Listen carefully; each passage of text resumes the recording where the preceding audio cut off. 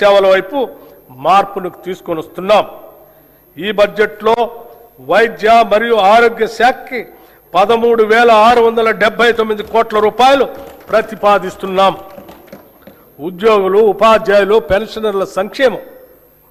కొన్ని దశాబ్దాల నుంచి ప్రభుత్వ ఉద్యోగులు మరియు పెన్షనర్లు ఎదురు చూస్తున్నటువంటి నగదు రహిత ఆరోగ్య భద్రతా పథకాన్ని ప్రారంభిస్తున్నాం.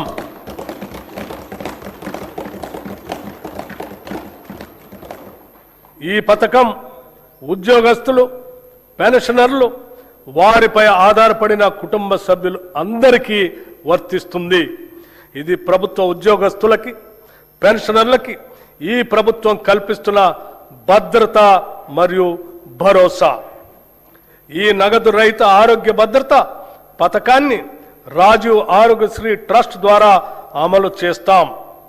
ప్రభుత్వ ఆసుపత్రులతో పాటు 421 ఎంపానెల్ ప్రైవేట్ ఆసుపత్రుల్లో 1998 వ్యాధులకు ఈ పథకం ద్వారా చికిత్సను పొందవచ్చు. ప్రతి ఉద్యోగికి డిజిటల్ హెల్త్ కార్డు అందిస్తాం. ఈ పథకం ద్వారా దాదాపు 23,51,000 మంది ప్రభుత్వ ఉద్యోగస్తులు, పెన్షనర్లు, వారిపై ఆధారపడిన కుటుంబ సభ్యులు లబ్ధి పొందుతారు. ఉద్యోగుల భద్రత కోసం దేశంలోనే తొలిసారిగా సమగ్ర ప్రమాద బీమా పథకాన్ని ప్రవేశపెట్టాం. ఈ పథకం ద్వారా రాష్ట్రంలో పనిచేస్తున్న ప్రభుత్వ ఉద్యోగులు, పెన్షనర్లు ప్రమాదవశాత్తు దురదృష్టంగా మరణిస్తే 1,20,00,000 రూపాయల ప్రమాద బీమా వర్తిస్తుంది. 60 ఏళ్ల వరకు 10 లక్షల రూపాయల టర్మ్ లైఫ్ ఇన్సూరెన్స్ కూడా వర్తిస్తుంది. విమాన ప్రమాదంలో మరణిస్తే అదనంగా 2 కోట్ల రూపాయలు అదనపు కవరేజ్ లభించే విధంగా ఈ పథకాన్ని రూపకల్పన చేశాం. ఈ పథకం 7,57,000 ప్రభుత్వ ఉద్యోగులు మరియు పెన్షనర్లకి వర్తిస్తుంది.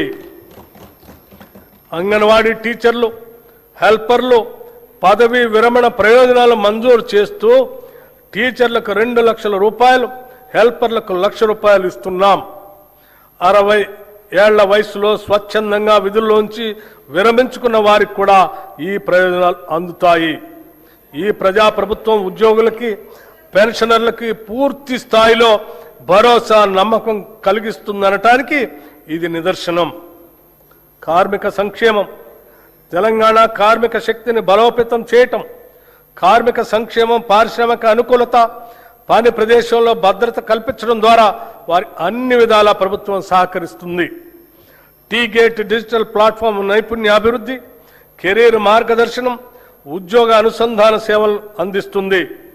భవన నిర్మాణ కార్మిక సంక్షేమ బోర్డుల్లో 1,03,000 మంది కార్మికులను నమోదు చేసి 55,594 మంది లబ్ధిదారులకి 276.78 కోట్ల రూపాయలు పంపిణీ చేశాం.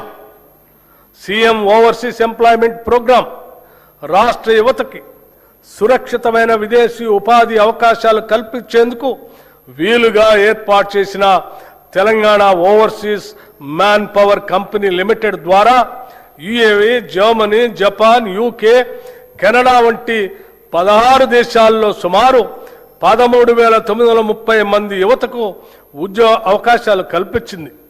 ఈ కార్యక్రమాన్ని మరింత సమర్థవంతంగా నిర్వహించేందుకు వీలుగా సీఎం ఓవర్సీస్ ఎంప్లాయ్మెంట్ ప్రోగ్రాంని ప్రారంభిస్తున్నాం.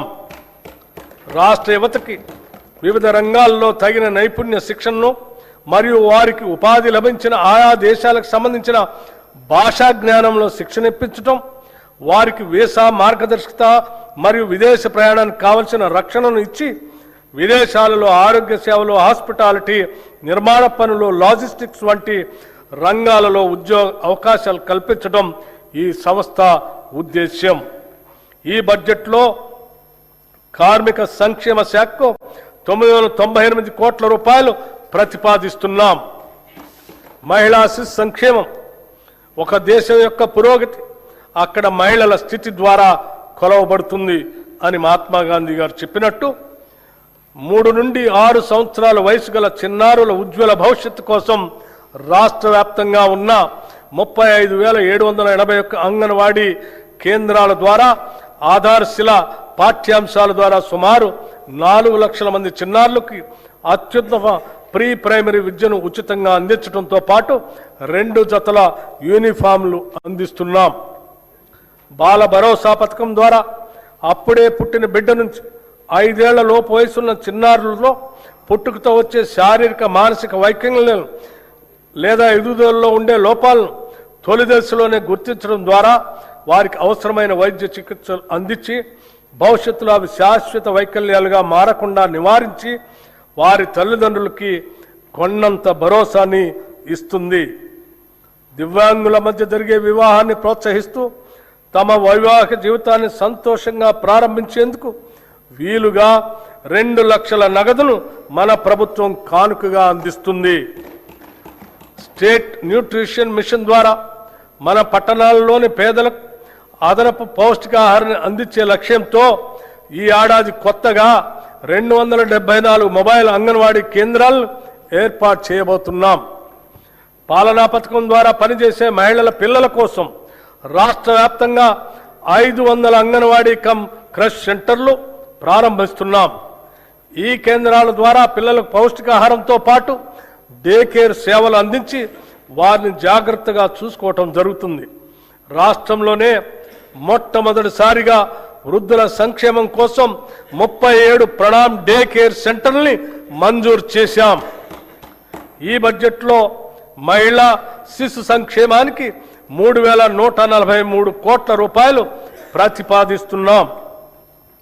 షెడ్యూల్డ్ కులాలు తెగల సంక్షేమం డాక్టర్ బిఆర్ అంబేద్కర్ గారు చెప్పినట్లు రాజకీయ ప్రజాస్వామ్యం సామాజిక ప్రజాస్వామ్యంగా మారనంత కాలం స్వాతంత్రానికి అర్థం లేదు. అంతరాలు లేని సమాజం కోసం మా ప్రభుత్వం నిరంతరం కృషి చేస్తుంది. షెడ్యూల్డ్ కులాలు షెడ్యూల్డ్ తెగలకు సామాజిక న్యాయం చేయాలనేది మా ప్రభుత్వం ముఖ్య ఉద్దేశం. వసతి పాఠశాలలు నైపుణ్యాభివృద్ధి కార్యక్రమాల ద్వారా షెడ్యూల్డ్ కులాలు షెడ్యూల్డ్ తెగలకు ఉద్యోగ అవకాశాలు కల్పించడానికి కృషి